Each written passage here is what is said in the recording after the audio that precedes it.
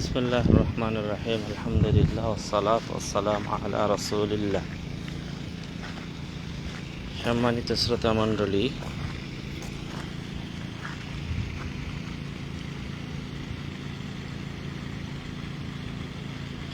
শ্রোতা মণ্ডলী, আমরা আজকে যে বিষয়টি নিয়ে আলোচনা করব সেটি হলো বদনজর। বদনজর কি? অনেক সময় আমরা কিছু ভালো জিনিস দেখে আশ্চর্য হয়ে যাই। আশ্চর্য হয়ে এই আশ্চর্য হওয়াটা এটা মানুষের লেগে যায়। যদি বাচ্চাকে দেখে, অথবা কোনো মানুষকে দেখে, অথবা কোনো জিনিসকে দেখে, অথবা কোনো ফসলাদি, কোনো গাছপালা দেখে যখন একবার আশ্চর্য হয়ে যায়, এটি লেগে যায়। অথবা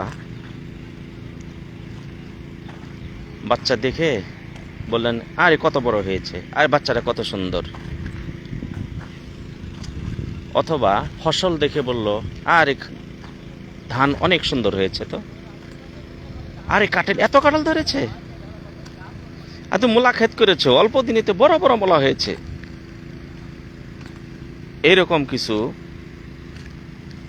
আর সবারটা যে চোখ লেগে যাবে, বদনজর লেগে যাবে এমন নয়। কিছু মানুষই আছে, তাদের বদনজর তাদের অজান্তে, তারাও জানে না যে আমার বদনজরে মানুষের অপকার হয়।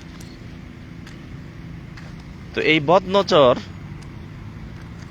থেকে বাঁচার জন্য আমাদেরকে পদ্ধতিটি কোরআন আমাদের শিক্ষা দিয়েছে, এবং রাসূল সাল্লাল্লাহু আলাইহি সাল্লামের সহিহ সুন্নাহ আমরা সেটি পাই। রাসূল সাল্লাল্লাহু আলাইহি সাল্লাম আমাদের শিক্ষা দিয়েছেন। অনেক সময় দেখা যায় একজন ভালো ছাত্র, প্রথম শ্রেণী থেকে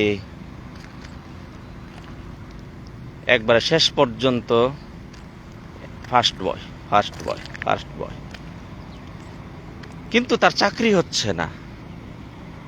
অথবা অনেকের চাকরি হয়েছে কিন্তু হঠাৎ করে অসুস্থ, চাকরি ঠিকভাবে করতে পারছে না। অনেক সময় দেখা যায় তার অনেক টাকার মালিক হয়েছে, হঠাৎ করে ঘাটতি, ব্যবসায় ঘাটতি, এই ঘাটতি, সেই ঘাটতি, বদনজর লেগে যেতে পারে। আর বদনজর যেমন অপরের পক্ষ থেকে লাগে, আপনার ফসলে, আপনার রূপে, আপনার চাকরিতে, আপনার অর্থে লেগে যেতে পারে।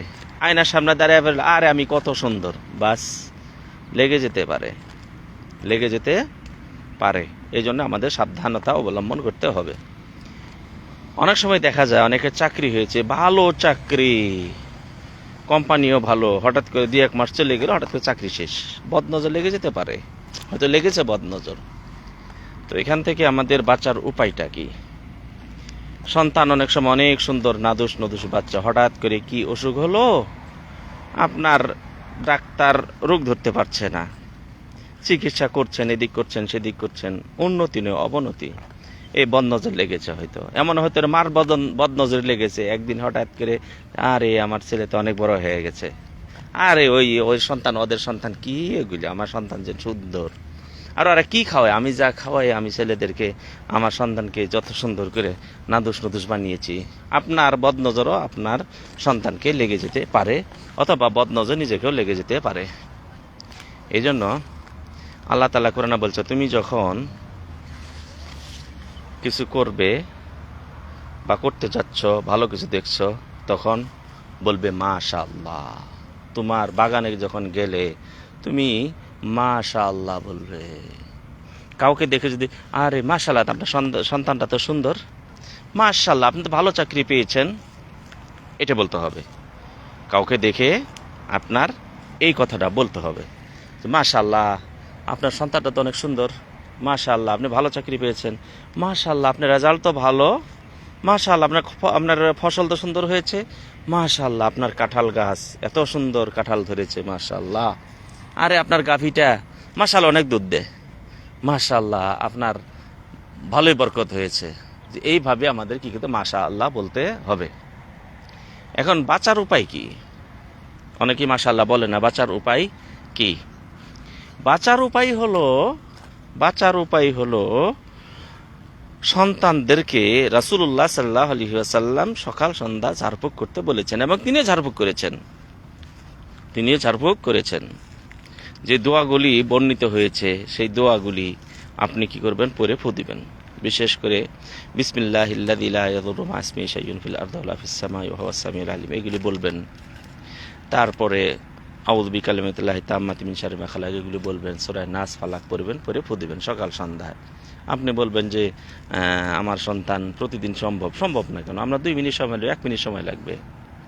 বিশেষ করে যখন বাহিরে যাবেন, রাত্রির বেলায় যাবেন, যখন বাচ্চাদের নিয়ে যাবেন, তখন ঝাড়ফুঁক দিয়ে নিয়ে যাবেন।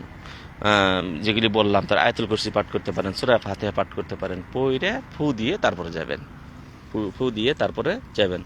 আর কেউ যদি এরকম বলেই ফেলে আপনার সন্তানের সামনে, যে আরে আপনার ছেলেতে ভালো, অনেক সুন্দর, আপনার ছেলেতে এই বড় হয়ে গেছে অল্প দিনে, তো তখন আপনি বলবেন ভাই মাশাআল্লাহ বলেন।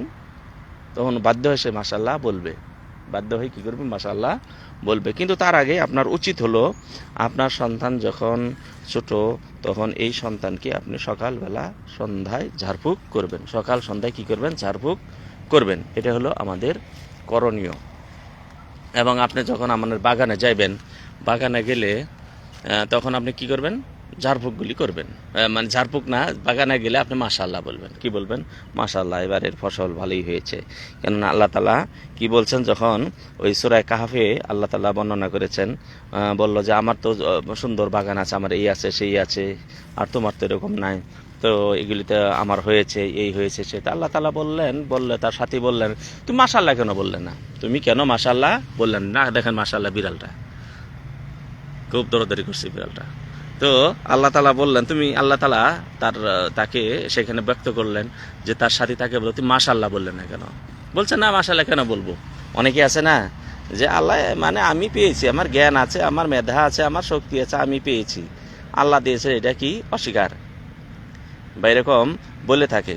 কিন্তু আল্লাহ তাআলা বললেন যে তুমি কেন কি করলে, মাশাআল্লাহ কেন বললেন? তারপরে তো ঘটনা জানেন, তার বাগান সব নষ্ট হয়ে গেল এবং যার ছিল না তাকে আল্লাহ ভালো দান করলেন, এবং আখিরাতে তো আছেই। তো যাই হোক, আমরা কি বলবো? মাশাআল্লাহ বলবো। আমার বাগানে গিয়ে মাশাআল্লাহ বলবো। আল্লাহর উপর তাওয়াক্কুল করে আমরা এই ফসলগুলি করব। আল্লাহর উপর তাওয়াক্কুল করে চাকরি ব্যবসা যাই করি না, আল্লাহর উপর তাওয়াক্কুল করে করব। এখন যদি কার বদনজর লেগে যায়, তাহলে কি করবেন? বদনজর লেগে গেল তাহলে কি করবেন? ফসলও হইতে পারে, গাছে হইতে পারে, মানুষে হইতে পারে, আপনার উপর হতে, আপনার স্ত্রীর উপর হতে, আপনার সন্তানের উপর হতে পারে। বদনজর লেগে গেলে কি করবেন?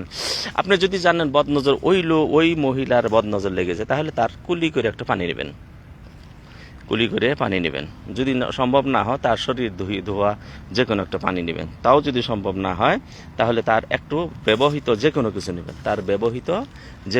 কিছু নেবেন, অথবা যে গ্লাসে পানি খেয়েছে সেই গ্লাস ধুয়ে পানি নেবেন, ধুয়ে পানি দিবেন। দেওয়ার পরে অথবা তার কাপড়ের কিছু অংশ নিয়ে, সুতা হোক যাই যে ব্যবহার করেছে, ওইটা নিয়ে আপনি কি করবেন? ওটার উপরে আপনি ঝাড়ফুঁক করবেন। সূরা নাস, ফালাক, তারপরে আয়াতুল কুরসি, আলহামদু সূরা, আর পরে দোয়া আছে বিসমিল্লাহিল্লাযী লা ইয়াদুররু, এটা আউযু বিকালিমাতিল্লাহি তাম্মাতি মিন শাররি মা খালাক, আরও আছে।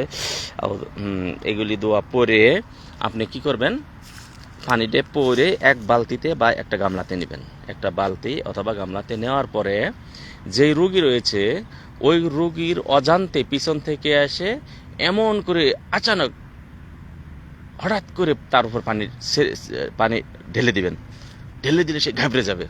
এটা তার একটা ঔষধ। আর দ্বিতীয় ঔষধ হলো, আপনি কোরআনী যে কোনো আয়াত দিয়ে, বিশেষ করে আয়াতুল কুরসি রয়েছে, সূরা হাশরের শেষের আয়াতগুলি রয়েছে, তারপরে যেই দোয়াগুলি আমরা বললাম, এরপরে আপনার রয়েছে লা ইলাহা ইল্লাল্লাহু ওয়াহদাহু লা শারীকা লাহু লাহুল মুলকু ওয়া লাহুল হামদু ওয়া হুয়া আলা কুল্লি শাইইন, এগুলি পড়ে পানিতে